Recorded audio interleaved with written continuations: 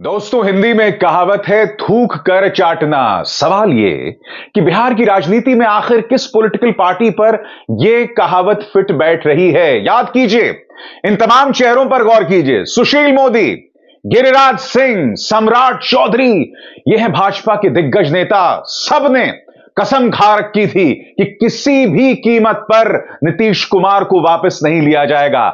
क्या होगा भारतीय जनता पार्टी के उन नेताओं का जो ये कहते थे कि हम पगड़ी तब उतारेंगे जब नीतीश कुमार मुख्यमंत्री के पद से हटा दिए जाएंगे।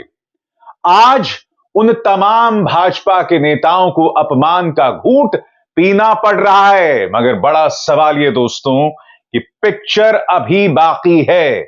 इस्तीफा दे देने से, शपथ ग्रहण कर लेने से यह गाड़ी आगे नहीं चलने वाली है, क्योंकि अभी बहुत कुछ होने वाला है जिसकी चर्चा इस कार्यक्रम में मैं आगे करूंगा। मगर सबसे पहले मैं आपका ध्यान खींचना चाहूंगा तेजस्वी यादव की तरफ। तेजस्वी यादव ने पहली बार इस मुद्दे पर अपनी जुबान खोली है दोस्तों, और वो क्या कह रहे हैं इस पर गौर कीजिएगा। जी न्यूज के मुताबिक आसानी से नहीं होने देंगे तख्ता पलट। बिहार में चल रही सियासी अटकलों के बीच तेजस्वी यादव ने अपनी प्रतिक्रिया दी है। नीतीश के बीजेपी के साथ सरकार बनाने की अटकलों के बीच तेजस्वी यादव ने कहा कि वो आसानी से तख्ता पलट नहीं होने देंगे और इतनी आसानी से दोबारा ताजपोशी नहीं होने देंगे। दोस्तों, मैं आपको कुछ चीजें बतलाना चाहूंगा जो इस वक्त हो रही हैं समानांतर तौर पर। लालू प्रसाद यादव लगातार जितन राम मांझी से बात कर रहे हैं और उनके हम के कम से कम 4 विधायक हैं। यही नहीं, खबर यह भी आ रही है कि राहुल गांधी ने जितन राम मांझी को फोन किया है। यानी कि इस बार जो तख्ता पलट करने की कोशिश की जा रही है, जो एक बार पलटी मारी जाएगी, इसकी पृष्ठभूमि क्या है मैं आपको बताता हूं दोस्तों। इससे पहले जब भी नीतीश कुमार ने पलटी मारी है, दोनों मोर्चों के बीच जमीन आसमान का फर्क था दोस्तों। मगर इस बार अंतर बहुत कम है, विधायकों का अंतर बहुत कम है। खबर यह भी आ रही है कई जगहों से कि कई जनता दल यूनाइटेड के जो विधायक हैं उनसे संपर्क नहीं हो पा रहा है, वो गायब हैं। यह भी बताया जा रहा है कि आरजेडी की तरफ से उन्हें वादा किया गया है कि उन्हें मंत्री पद दिया जाएगा। अभी जो 1.5 साल रह गए हैं सरकार को लेकर, उसको लेकर यह तमाम बातें की जा रही हैं। मगर दोस्तों, नीतीश कुमार जो लगातार 4 से 5 बार पलटी मारते दिखाई दे रहे हैं, इसका बिहार की जनता पर कोई बहुत अच्छा संदेश नहीं जा रहा है। और उसकी वजह है यह शख्स तेजस्वी यादव। तेजस्वी यादव ने पिछले कुछ महीनों में, खासकर जब से सरकार बनी है, युवाओं में अपनी जबरदस्त पैठ बनाई है। वो लगातार युवाओं से बात कर रहे हैं। वो कह रहे हैं इस देश की सबसे बड़ी समस्या बेरोजगारी है। वो लगातार कह रहे हैं कि भाई हिंदू मुस्लिम करने से पेट भरेगा या फिर नौकरी मिलने से आपका पेट भरेगा।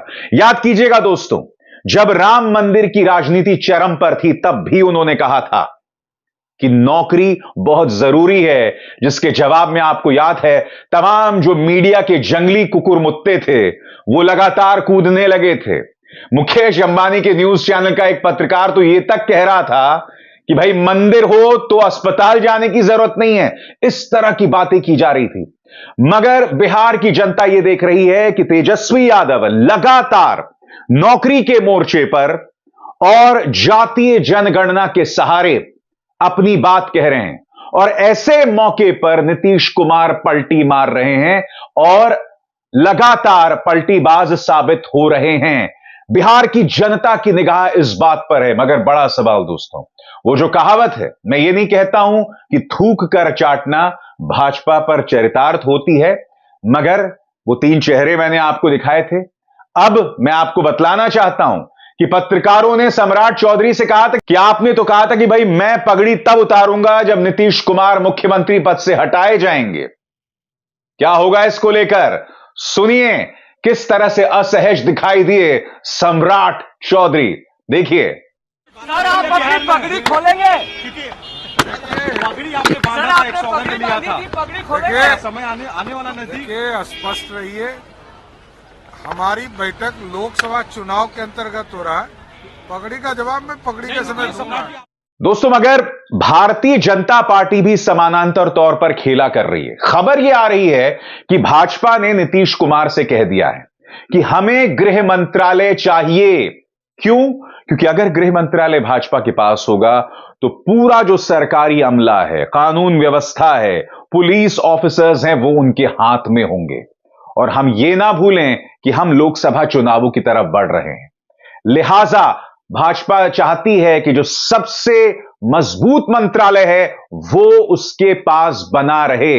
नीतीश कुमार को यह मंजूर नहीं है और नीतीश कुमार किसी भी कीमत पर यह मंत्रालय नहीं त्यागना चाहते। यानी कि आखिरी लम्हे पर भाजपा ने यहां खेला कर दिया है और नीतीश कुमार के लिए हालात मुश्किल कर दिए हैं। देखिए, भाजपा क्या चाहती थी?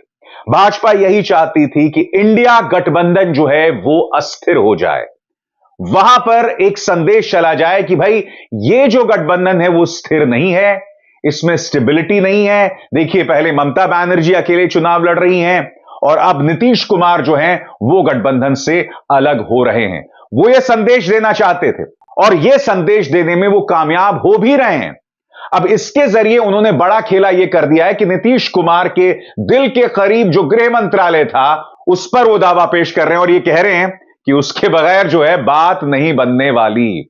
बहरहाल, कल आपको याद है लगातार लालू प्रसाद यादव ने नीतीश कुमार से बात करने की कोशिश की, नीतीश कुमार ने उनका फोन नहीं उठाया।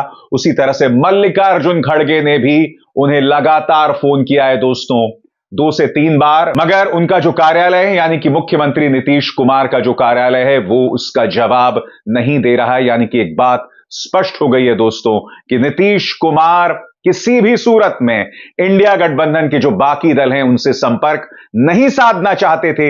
इसीलिए पहले कल लालू प्रसाद यादव के फोन कॉल्स नहीं लिए और आज मल्लिकार्जुन खड़गे के फोन कॉल्स नहीं लिए गए। तो स्वाभाविक सी बात है दोस्तों, भारतीय जनता पार्टी को इन सवालों का जवाब देना पड़ेगा कि सत्ता हासिल करने के लिए क्या आप अपने स्वाभिमान के साथ भी समझौता कर सकते हैं? आप अपनी इज्जत को नीलाम कर सकते हैं? ध्यान रहे दोस्तों, मुद्दा सिर्फ नीतीश कुमार का नहीं है। मुद्दा यह नहीं कि सम्राट चौधरी ने पहले क्या कहा, अब क्या कर रहे हैं। मुद्दा यह भी नहीं है कि गिरिराज सिंह ने पहले क्या कहा, अब उन्हें क्या करना पड़ रहा है, या सुशील मोदी ने पहले क्या कहा और अब क्या कर रहे हैं। मुद्दा कुछ और है। मुद्दा यह है कि हर राज्य में सत्ता पाने के लिए भाजपा किसी भी स्तर तक गिरने को तैयार है।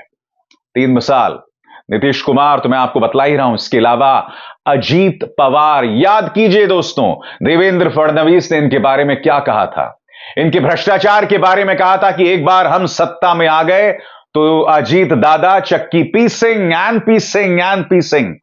हुआ क्या आप भी जानते हैं दोस्तों। फिर महबूबा मुफ्ती, 3.5 साल तक इनके साथ सरकार चलाई उन्होंने दोस्तों, मगर उससे पहले लगातार महबूबा मुफ्ती को पृथकतावादी सेपरेटिस्ट कहते रहे। और आप और हम सब जानते हैं कि महबूबा मुफ्ती की राजनीतिक राय और भाजपा की राजनीतिक राय में जमीन आसमान का फर्क है। मगर चूंकि सत्ता में बने रहना है, इसीलिए उनके साथ 3.5 साल सरकार चलाई। अब तो खैर कश्मीर में किसी के साथ सरकार चलाने की जरूरत ही नहीं है, क्योंकि आप केंद्र से वहां सरकार चला रहे हैं। मगर बड़ा सवाल यह दोस्तों कि आखिर भारतीय जनता पार्टी अपने कट्टर समर्थकों को यह संदेश कैसे देगी कि वो पार्टी विद अ डिफरेंस है। यह स्पष्ट होता जा रहा है कि भाजपा किसी भी कीमत पर सत्ता पर बने रह सकती है। वो अपने ईमान के साथ, अपनी विचारधारा के साथ, अपने सिद्धांतों के साथ समझौता करने को तैयार है।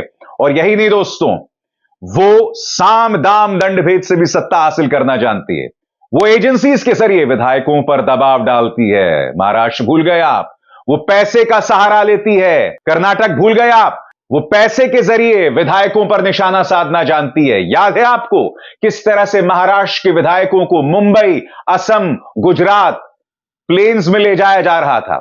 याद है आपको दोस्तों किस तरह से कर्नाटक में कई ऑडियो कॉल सामने उभर कर आए थे, जिसमें उस वक्त के मुख्यमंत्री येदियुरप्पा कथित तौर पर कई विधायकों से बात कर रहे थे, कथित तौर पर पैसा देने की बात कर रहे थे।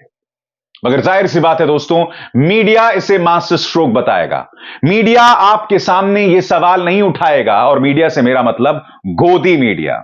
जो असली मीडिया है, जो डिजिटल प्लेटफॉर्म्स पर आपके सामने हकीकत पेश कर रहा है, वो लगातार सवाल उठा रहा है। मगर गोदी मीडिया इस तरह की जो बेशर्मी चल रही है, राजनीतिक बेशर्मी चल रही है, उस पर सवाल उठा रहा है। कहां है राजनीतिक सुचिता, कहां है ईमानदारी, और सबसे बड़ी बात, मुझे दया आती है उन समर्थकों पर, भाजपा के उन अंधभक्त समर्थकों पर, जिन्हें इस मुद्दे पर भी भाजपा का समर्थन करना पड़ेगा। दोस्तों, आज दिन भर जिस तरह का घटनाक्रम चला, उससे स्पष्ट हो गया कि नीतीश कुमार क्या करने वाले हैं। मसलन एनडीटीवी की एक खबर, और इसमें तस्वीरों के जरिए भी मैं आपको दिखा रहा हूं। यहां पर आप देख सकते हैं नीतीश कुमार भाजपा के नेता अश्विनी चौबे के साथ नजर आए। खबर क्या है दोस्तों, आप देख सकते हैं यहां पर बाकायदा आप नीतीश कुमार को देख रहे हैं अश्विनी चौबे के साथ। यह तस्वीर अपने आप में यह स्पष्ट कर रही थी दिन भर कि नीतीश कुमार क्या करने वाले हैं।